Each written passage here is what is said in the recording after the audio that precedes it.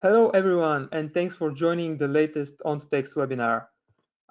Today, the topic is the current state of knowledge graph adoption with speaker Michael Atkin, who is here with me. He's actually the author of the benchmarking study that this webinar is based upon, so it's very nice to have you here. Before giving the floor to him and he will introduce himself, I would quickly go over a few housekeeping details while we wait more people to join.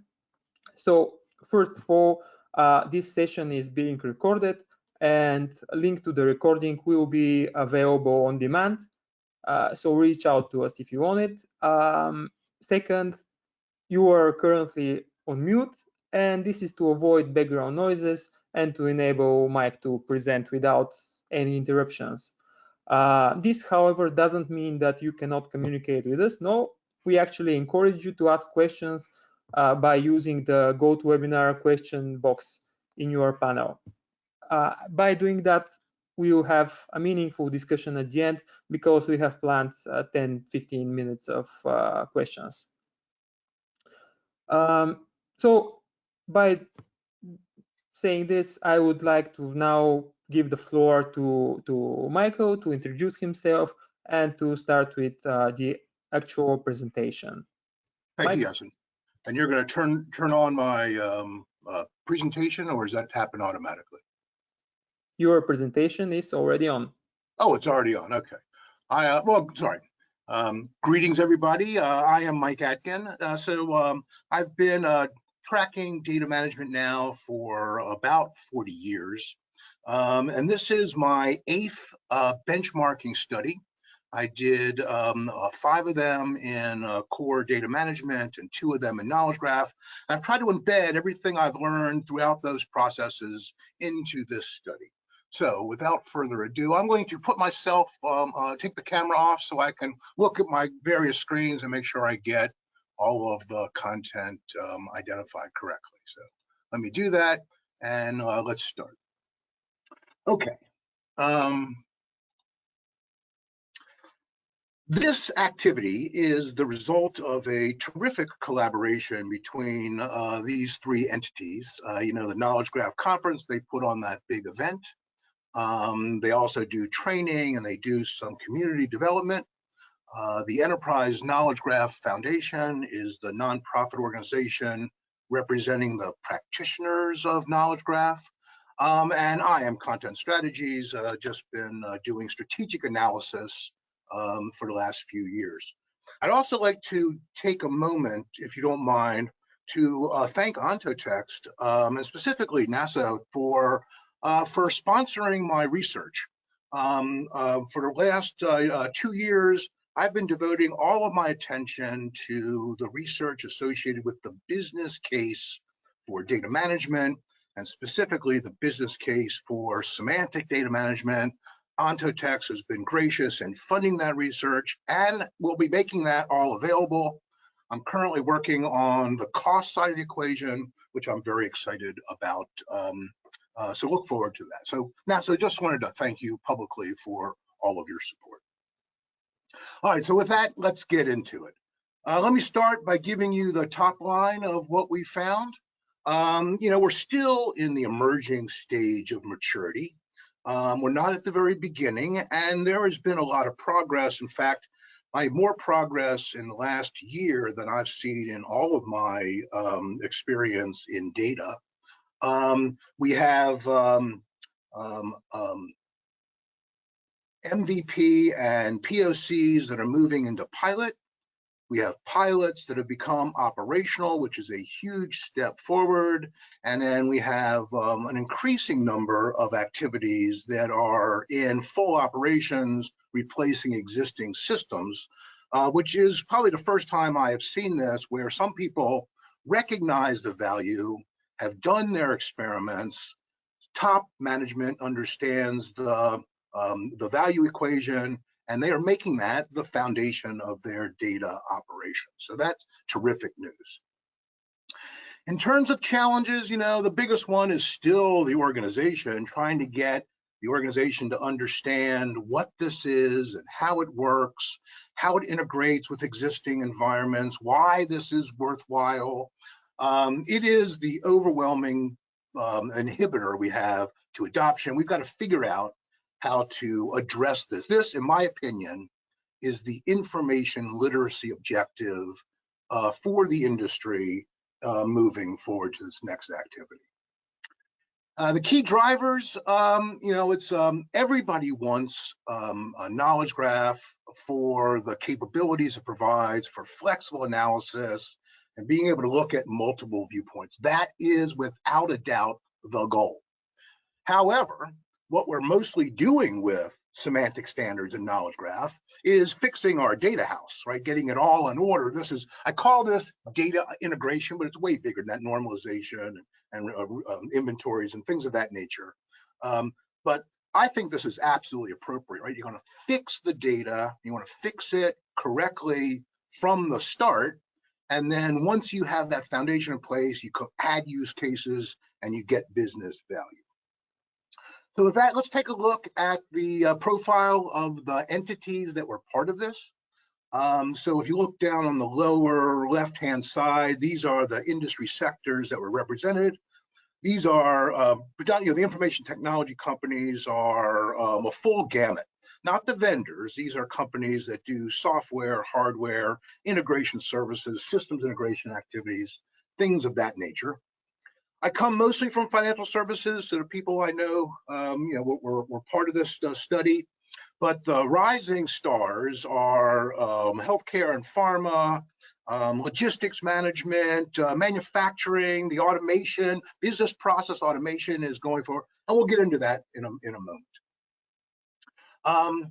The people that are doing this are mostly still the data folks, right? This is the data, what I call the data practitioners, architecture and mapping, ontology, modeling, as well as governance. And if you add technology to it, most of that is still in the support infrastructure.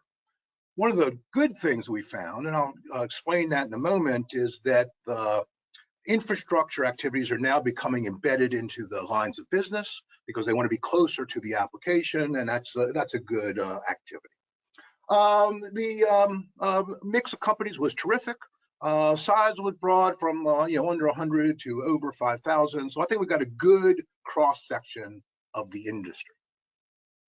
Before I jump into the full results, if you will allow me, I'd like to just make sure that everybody is on the same page with what we understand to be the challenges of data management. And I'll call all of this the data dilemma that we're dealing with. There's a combination of technology, silo problem, some of the things that we had assumed were appropriate objectives that turned out not to be the case, and then the obstacles, including organizational and cultural obstacles. So first, we all know that this problem is because we have silos, we have technology that is fragmented, we are still operating in I'm going to call it our relational paradigm, where we have tables and keys and foreign joins and complexity that is hard to manage in a rigid structure, right? And the problem with that, not only is it silos, but each one of those silos can be done differently. So you have proprietary software, lots of transformations and renames. Things are done individually, they don't always align. They're still done in this rigid schema where definitions are held separately from the data and relationships must be made explicitly. That's why we copy data over and over again, move it into our business and into our application areas, and all of a sudden we just have this proliferation of databases that quickly get out of alignment with each other.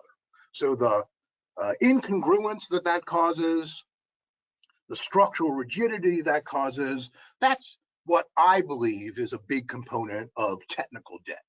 And that's kind of the environment that we're dealing in. And that's compounded by the challenge of tracing data from where it comes, the transformations, the business calculations, and where it goes. We can't validate and understand, in fact, that whole underlying lineage check activity. One of my colleagues, Jacobus Gellick, who's a former BNY, now runs a boutique consulting firm, came up with this idea of data delusions, which I've borrowed because I think he is absolutely right. And kind of the three big parts of those delusions that we kind of had in our mind as the right objectives, but turn out to be difficult to implement and overly complicated. The first one, of course, is the quest for the single version of truth. And of course, it's a good quest, right? We all want that. It's just not very practical because there's lots of silos. There's always going to be multiple sources that exist. It's wiser to standardize the data than trying to make just this one technology-driven version of the truth. The same thing could be said about massive canonical models that cover all business processes and all applications and all transformations and all data sources. It's just too complex a world to try to have everything defined at that granular level. What we really want is conceptual models, but not to be inhibited by trying to capture everything in this one massive model. If you try to do that, you would never complete it. And if you got far enough, it would be outdated by the time it was operational. And then the third delusion is this delusion of requirements-led design, which is when you go to a single business unit who might have some authority in the organization and move data and connect it to their systems. And that's the definition of the silo, right? And we keep doing that over and over and over again. So it's hardwired for one customer. We make decisions about the design and structure and engineering of things, and they don't wind up being the same across processes. So you take those two things and then you add the, I guess I call it the obstacles because it's a mixture of organizational obstacles and obstacles in terms of the operational infrastructure for the organization, right? The way to understand the principles of data management are what I call the semantic trinity, right? Identify, describe, and express. That is the goal, right? We have to understand that goal, but we don't have that. We don't have shared meaning. That means we're moving, transforming, and mapping. We have identifiers all over the place that have been adjusted for their specific application. Business rules are not machine executable always. They sit in many repositories. Some of them are not even documented. And then you combine that with our organizational impatience, our quest for the near-term delivery, the business case that will be the killer app, and all of a sudden we're focused on next quarter's deliverable, and we're not thinking about data management as a component of our operations. Like if you think about it, there are only four big things: people, processes, technology, and data, right? And why do we treat data with such disdain is beyond me.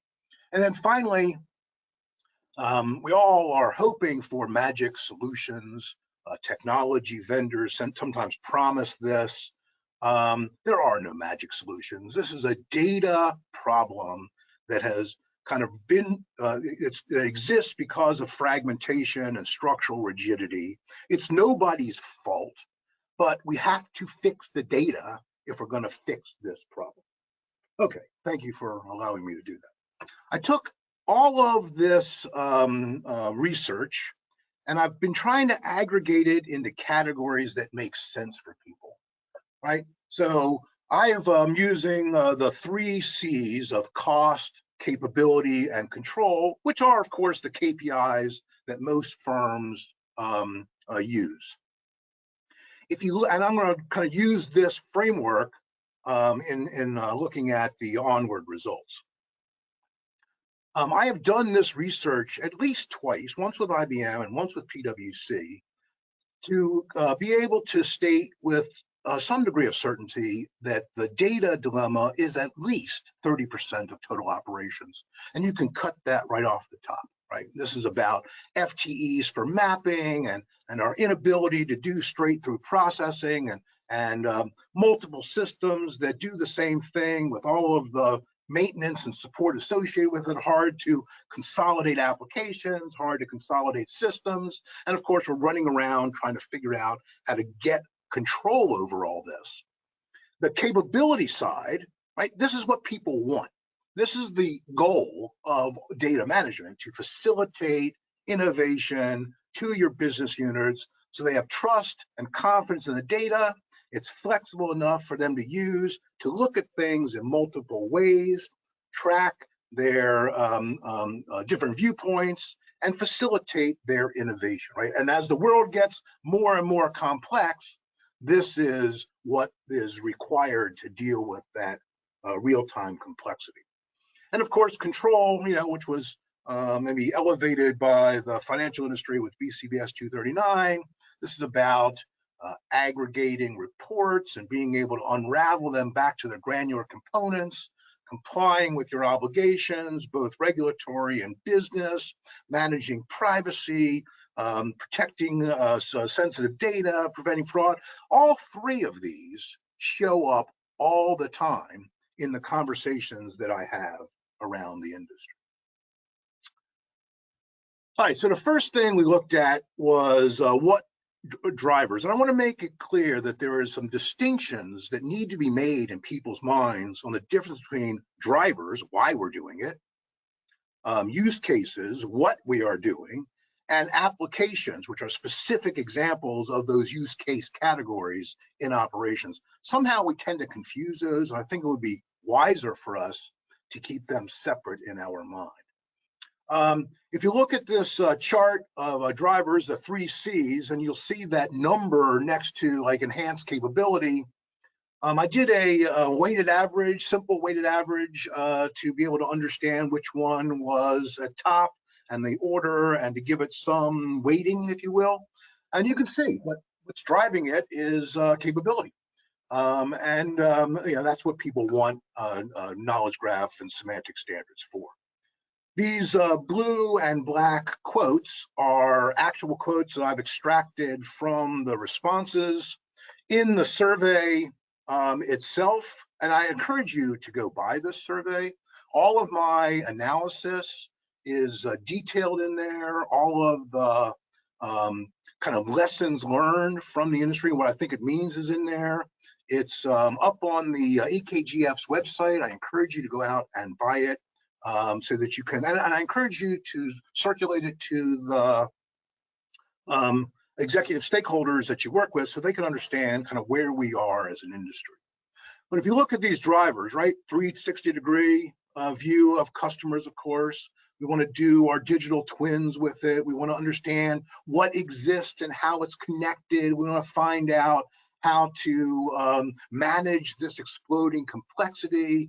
We want to unravel this fragmentation we have and make sure that we can understand and use data as the resource that it is. And in the report, I have an expanded version of this so you can understand kind of what the respondents are viewing as the drivers for knowledge graph. You look at then the use cases, and you'll see this weighted average on the second column.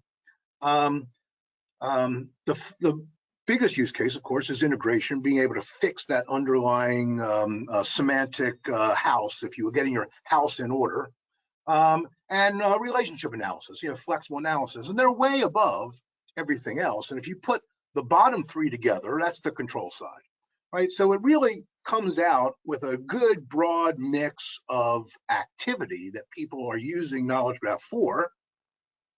And I think the good news is you get them all. Now, it's not one or the other. Once you implement this underlying semantic environment, you get cost, capability, and control capabilities in your organization. So I've taken all of this and I've tried to reduce it to what I've been reading, talking to people about, and researching.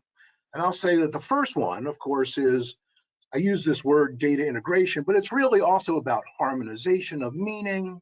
It's about building that underlying inventory of assets, mostly for operational resiliency planning, but also for root cause analysis of data quality, for controlling access, for entitlements, for digital twin and understanding how to best reallocate resources.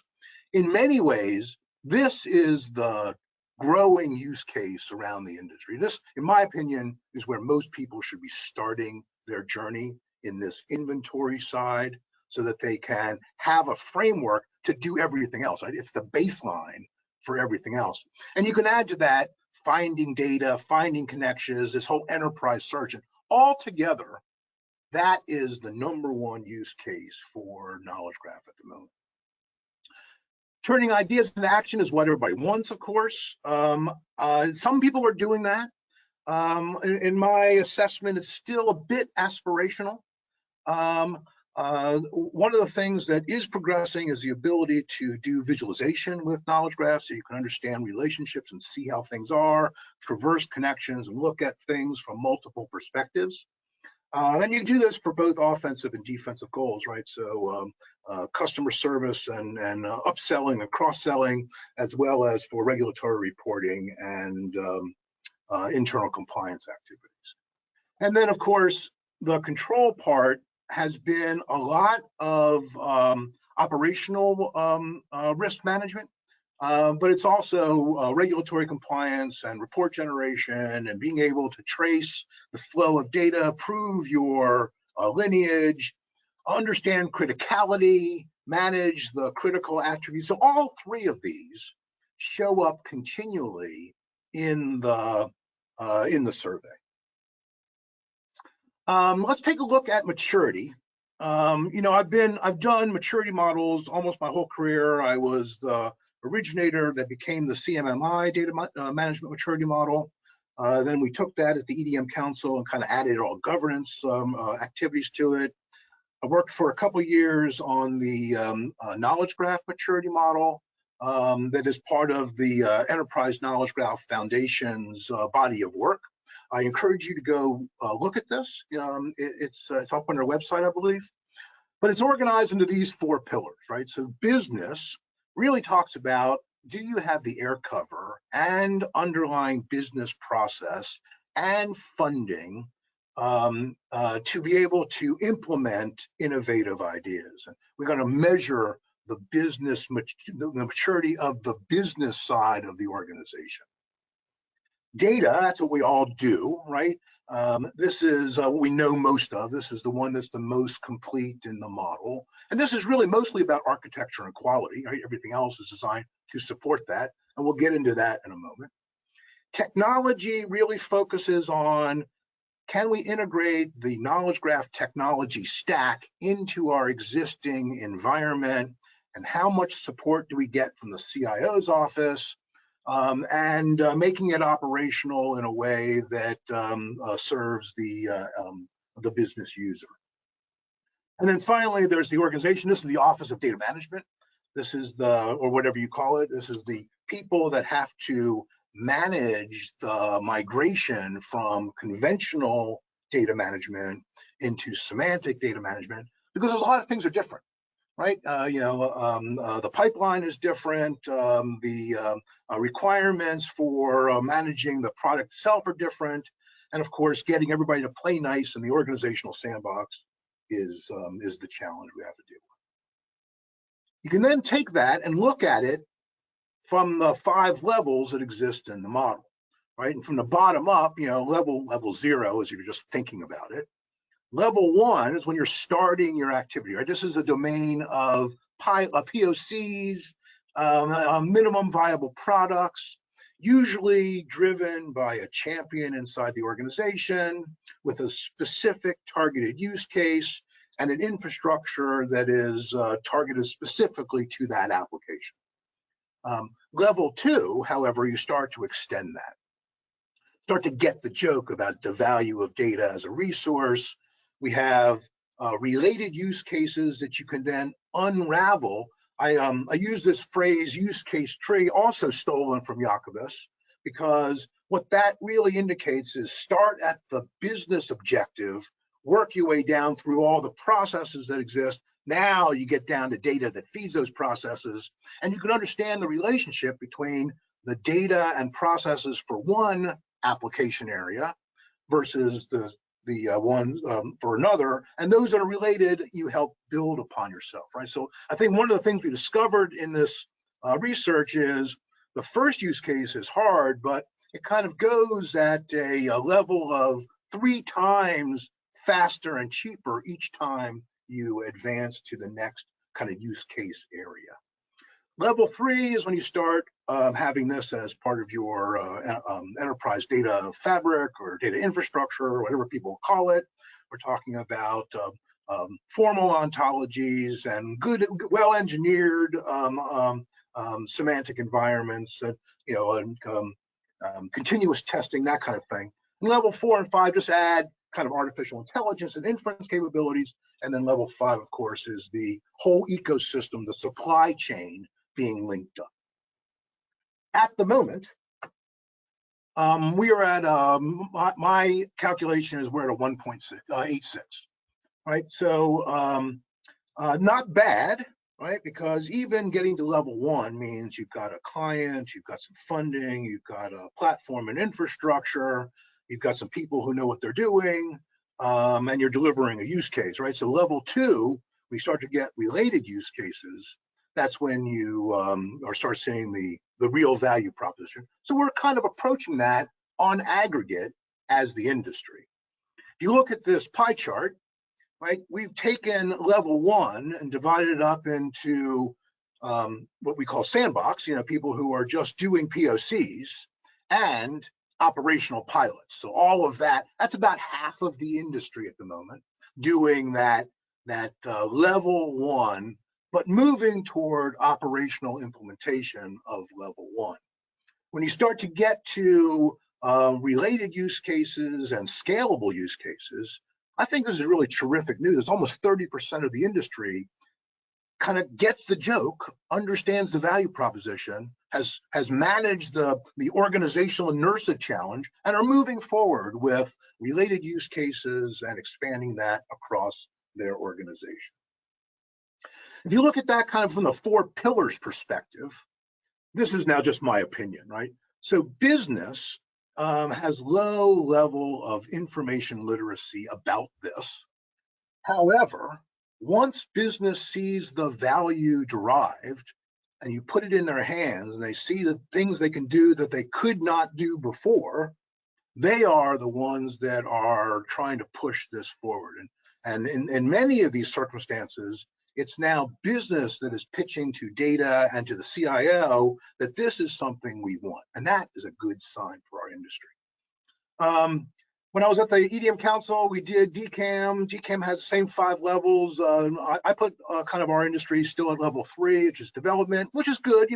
We're understand data management is a thing, and they're practicing it. People are engaged, and it's a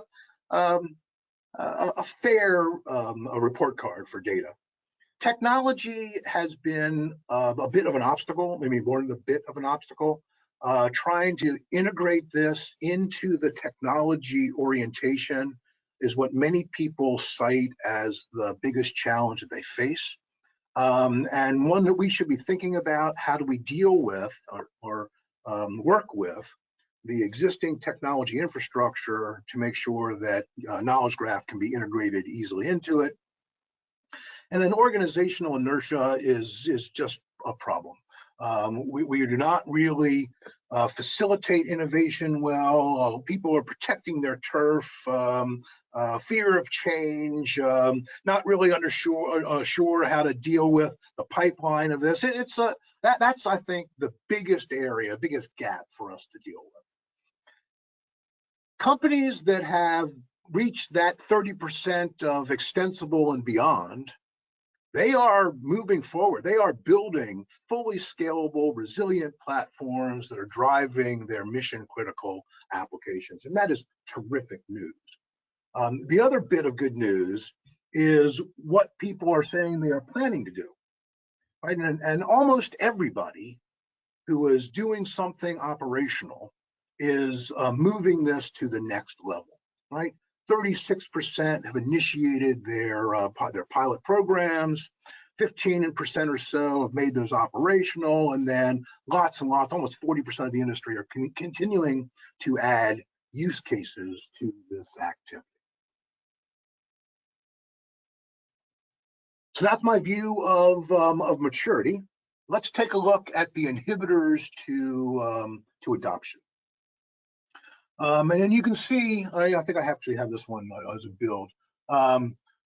Skill sets for the second year in a row are the #1 inhibitor cited by the respondents. So remember, most of the people responding were the ones that are doing this. And this indicates a problem, right? Which is you've got a specialized team that gets your initial activity underway.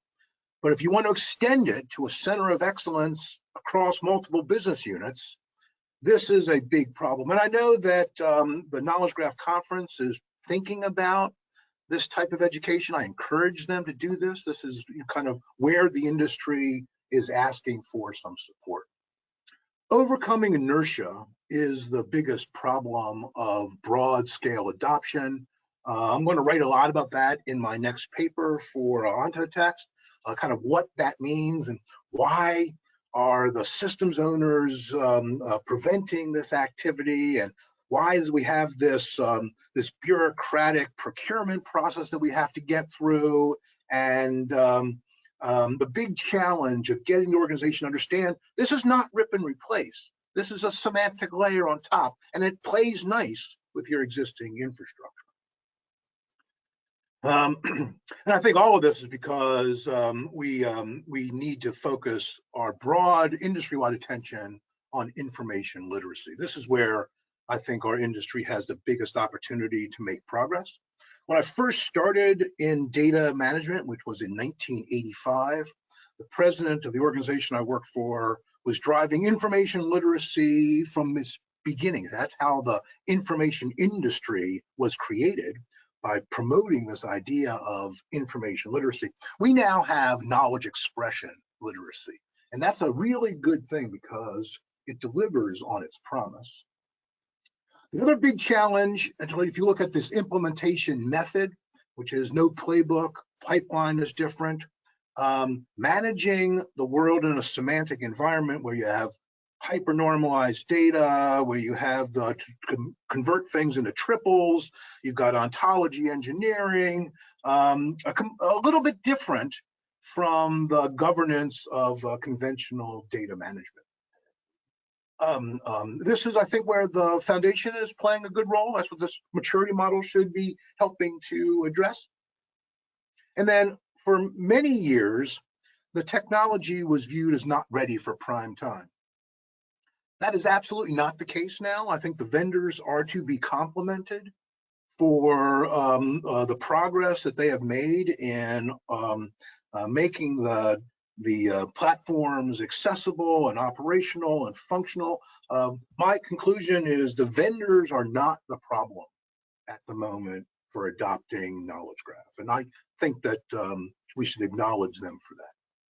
I did extract, and I apologize if this is hard to read, I did extract some of the things out of the survey because I wanted to get a clear view in the language of the respondents exactly what the inhibitors are.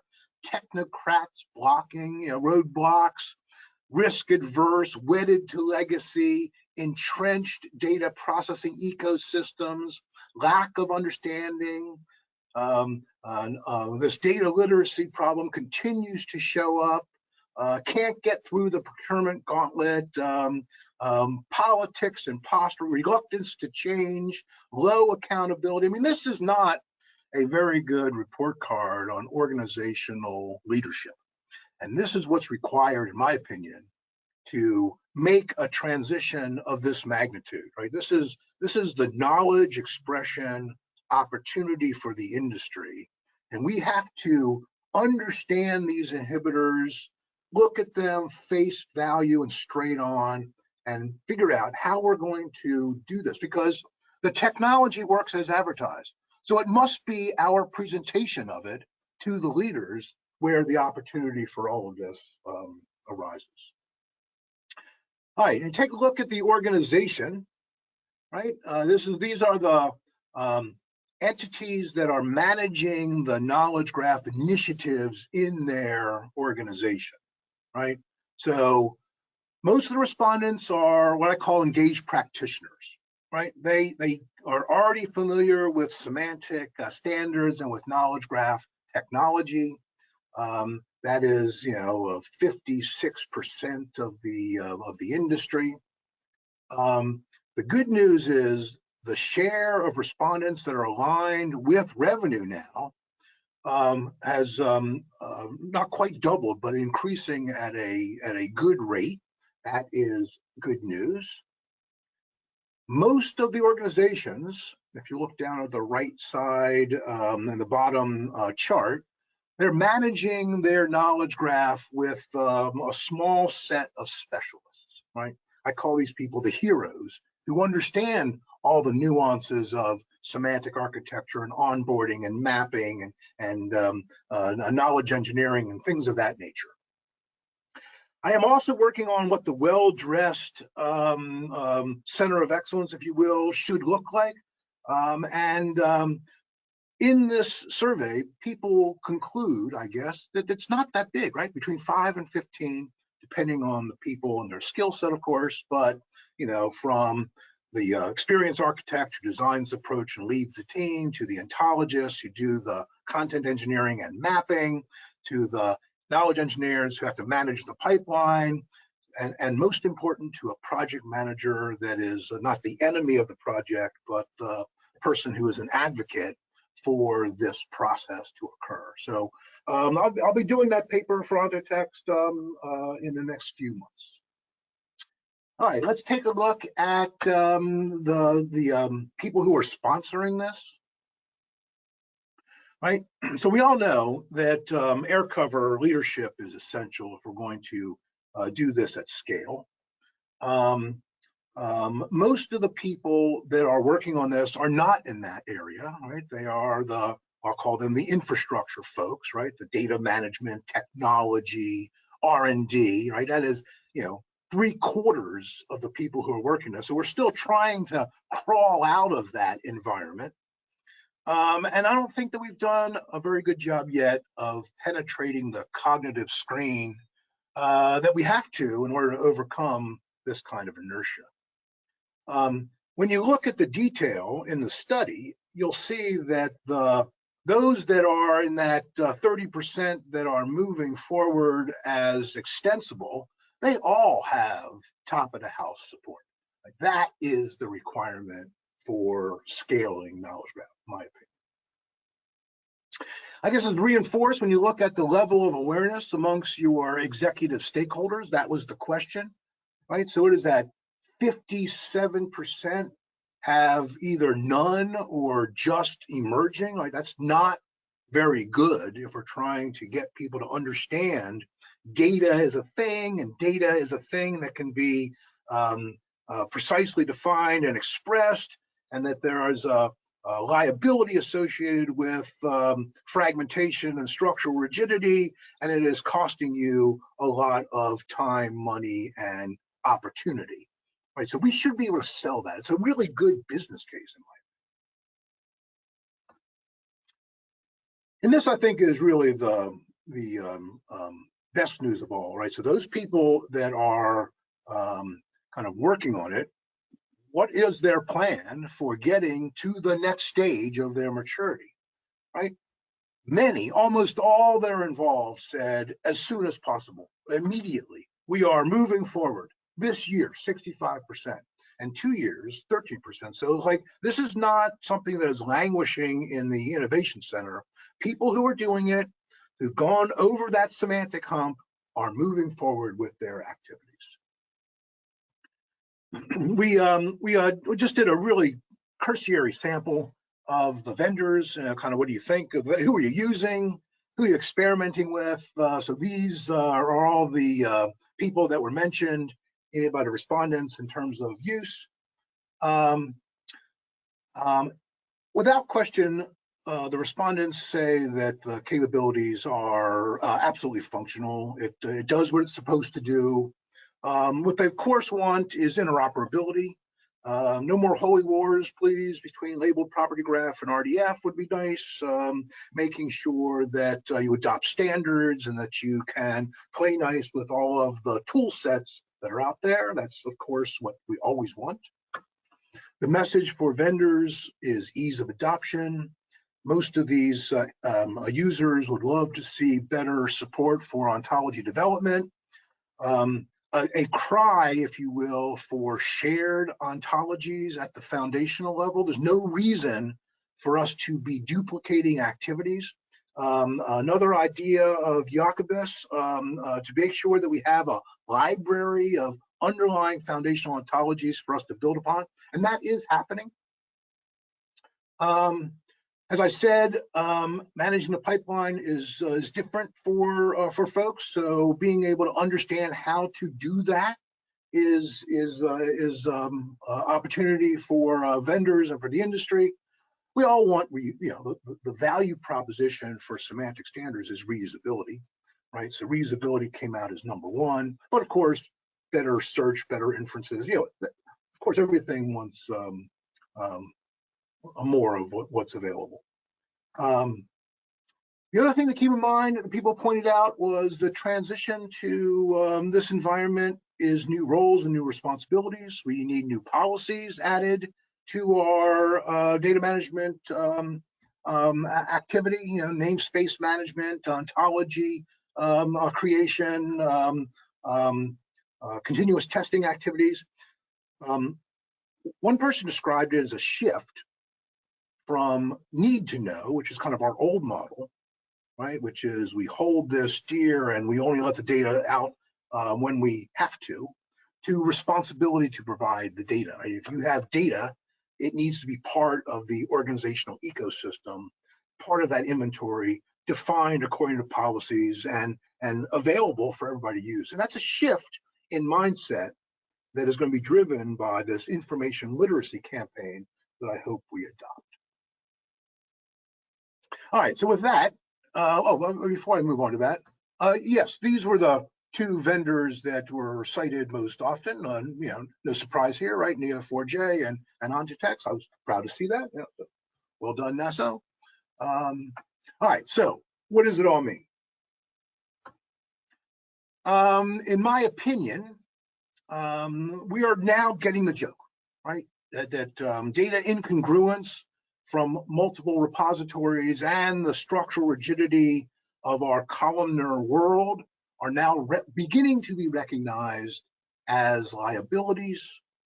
They divert resources from objectives. They make it hard to implement things. The time value, the time spans are big, and businesses are frustrated. One of the goals has got to be to take manual processes out of our activities and automation. So this is where I think the world understands now this, at least the world that I'm operating in. We, the knowledge graph world, are at a nice transition point. There is good progress, better progress than I've seen in data for a while. The vendors' activities are continuing to mature. They will continue down that path.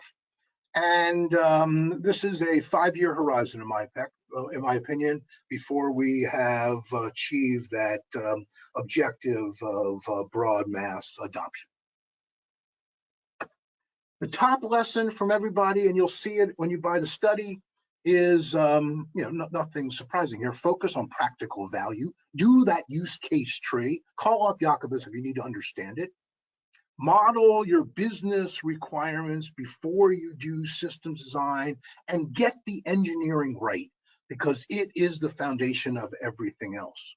If you try to do this quickly to meet that single user with authorities project and you cut corners, you are going to have a mess to fix, and we don't have the luxury of doing that, right? This is your shot, so make sure you engineer it right from the beginning. And there is a long tail of development that must be considered as you are doing your engineering planning. The business case is strategic. We are still operating tactically. right? So the link between the strategic business case and tactical implementation, that's the domain of leadership. We need them to lead.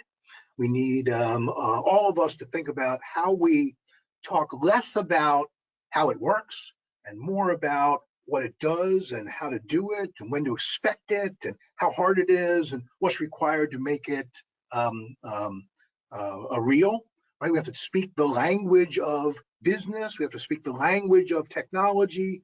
We have to speak the language of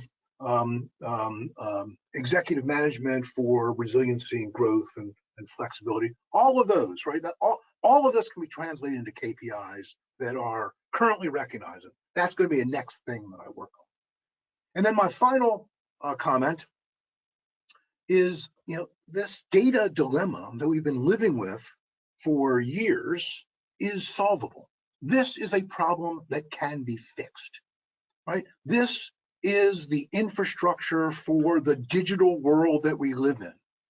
And we should start thinking about how to frame things in that mindset, because that's really what this is. So with that, I would like to once again encourage you to go to the EKG Foundation's website and buy this study. It's fairly reasonable, I think $500 or something like that. Very, very reasonable. I wanted to thank the Knowledge Graph Conference and the EKG Foundation for their support in all of this. I specifically wanted to call out again Ontotext for giving me the opportunity to do all this work with their support. So thank you very much. If you have any questions at all, I encourage you to reach out. I'm happy to talk to people, tell them what I think it means and where I think it is all headed. So with that, Yasin, I'd be happy to yeah, absolutely. Thank you for discussions. For such a great webinar and such a meaningful information. I can see already we have a lot of questions to cover. So if anyone else wanna, you told me to do something about how to see the questions. Type hit questions. I can do that. Yeah, and just expand this. But before, while we were doing this, I will just start by asking you the first one. So the question is, how important are semantic standards for graph database solution, and why use a triple store versus labeled graph? Well, I'm a data person, so I think that what you really want to do is fix the data, right? They all do relationship capabilities, and that's great. I'm a fan of all of it. All of it is development. But if you are going to address the data problem, you have to fix the data, and that's an ontology. That's why RDF, right? So I want to make sure that as we're thinking about this, we're thinking about it in terms of the problem, which is the data has gotten incongruent and stuck in these rigid environments. So go fix the data, and that is, why we do ontologies. Yeah, thank you. Thank you, Sean, for asking this question as well. We have another question for Vladi Alexiev. The EU is investing a lot in data spaces for sharing data between enterprises, including commercial data. What is your view on that? This is the EU, you said, right? Yeah, EU. I think the Europeans are doing this much smarter than we are. I like the way that the industry is trying to collaborate with its regulators as well. I think that this is the future direction for kind of collaboration across industry sectors, specifically on these foundational activities and making the conversion to from conventional to semantic standards. And business rules, right? So all of those areas, I think the EU is leading, and I'm a fan of everything they're doing. Thank you. And Vladi also particularly a shout out to the Bank of England, who I think is just trying to do fantastic work in trying to normalize and harmonize data. He also asks what's your take on LPG versus RDF, but you already answer this, so I will skip this. Most of my view is that both exist. Bring them together. Make sure they're interoperable. Nice. Yeah, great presentation. All right, so this is question regarding the recording and the slides. So if you want them, yeah, you can have them. Just drop us an email and we will. Send me an email, send Ontotext an email, we'll get it all to you, yeah. Yeah, absolutely. All right, so next question is from Kirill Traikov. He asks, based on your analysis, what would be the best use case to start with to adopt enterprise knowledge graph in your organization? I think the best use case is your semantic infrastructure. That's your inventory, right? Because it drives everything else. You got to know what exists, how it's used, where it comes from, where it goes, quality requirements, definitions and meaning, and all of that allows you to build activities for. The problem, of course, is that you got to work with the sponsors who might want some specific use case implemented. So the balance between those is the challenge that everybody's going to have to face, right? How do you build this inventory to allow you to do those business-facing use cases? This might be the only advantage of doing it in an innovation lab, right? You get a little bit more time to build that foundational level. Take advantage of existing resources, right? So borrow FIBO if you're in the financial industry, or Accord if you're in the insurance industry, or I know there's a couple things going on in supply chain management that also have good ontology. So use those foundations, start with your inventory if you can, and then do that use case tree with your sponsor, trying to get it back down to those core data attributes. Right. Mike Bennett asks question about skill sets gap. Do we distinguish between technical skill like shackle, etc., versus ontological skills like classification, meaning, fall, etc.? Yeah, and of course, Mike. Both of those are critical. I'm going to say the more critical one is the business skill of being able to position this correctly to the right stakeholders. That's where I think the biggest gap lies. But we need both the if you are starting off on a limited use case, work with the professionals, work with the consultants out there who already know this, because they will collaborate with you to build and train your internal, center of excellence. So I think, of course, we need both technical skills for how to engineer correctly. We also need to understand the linguistics and how to manage meaning properly. And I know, Bennett, that's your expertise, and I learned a lot from you. So,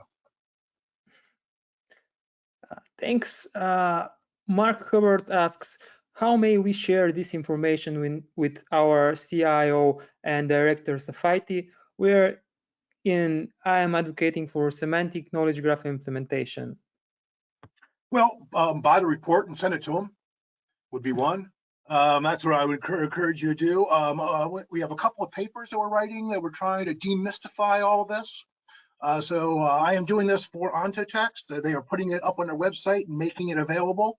I think there are two up there now. One trying to demystify the standards and the capabilities, and I'm got one up there on kind of the framework for the business case. And the next one's going to be the cost equation. So go to Ontotext website, and there's a wealth of resources there. We have to simplify this story. Stop talking about the kind of how it works. I know that we're all excited about, and talk about kind of the business value of managing data as a resource.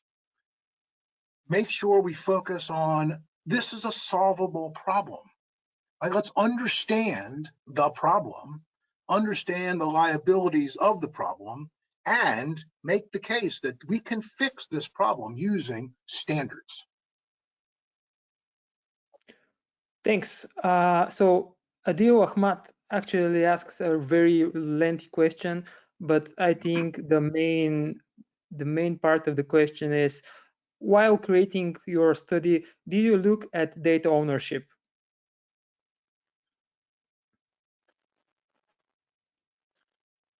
The short answer is no. I'm just trying to think about what you're trying to get at, which is the reticence for sharing is probably what the question is about. Because I'll start off theoretical, right? This is the organization's data, not yours. And what we really have is a corpus of knowledge that we want to contribute to our organization. So it's a mindset shift that needs to occur for the organization. Or they might be talking about who currently owns it in the organization. If that's the question, I think we know it's mostly still coming out of data, innovation, R&D, innovation labs, things of that nature. All right. Yeah, we have another question for the recording. Already answered this.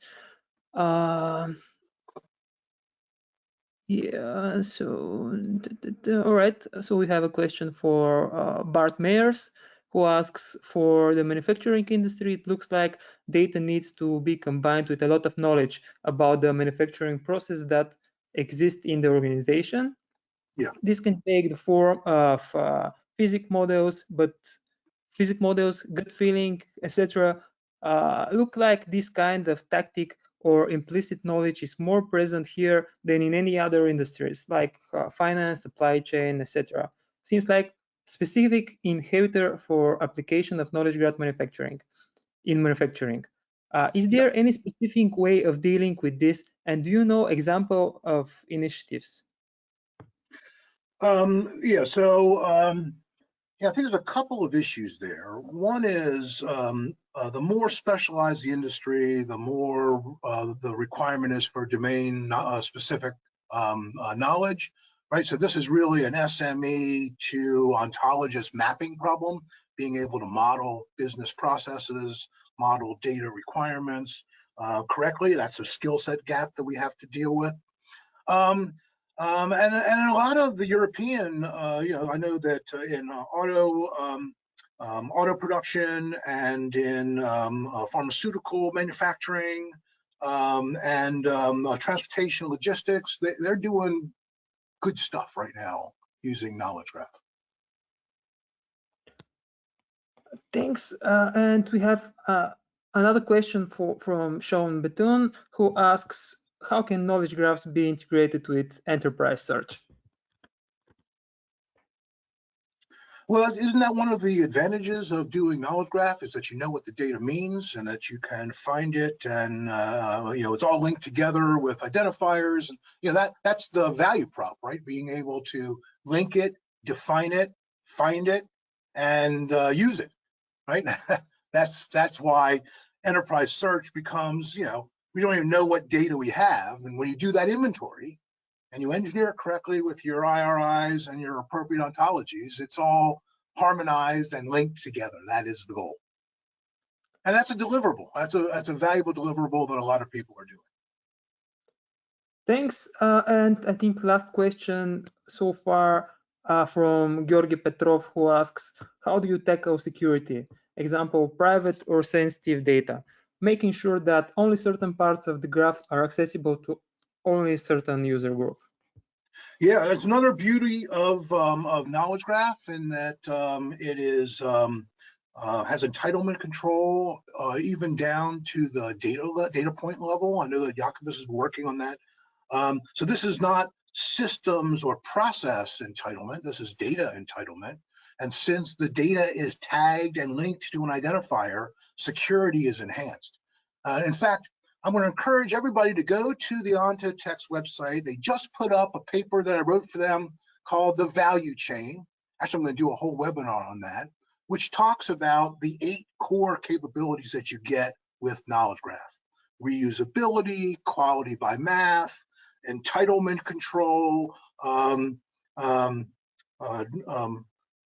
context. I design all the capabilities that you get and how they are applied. So I'm pretty sure Ontotext is making that available to anybody who wants to just go to the website and look for semantic value chain.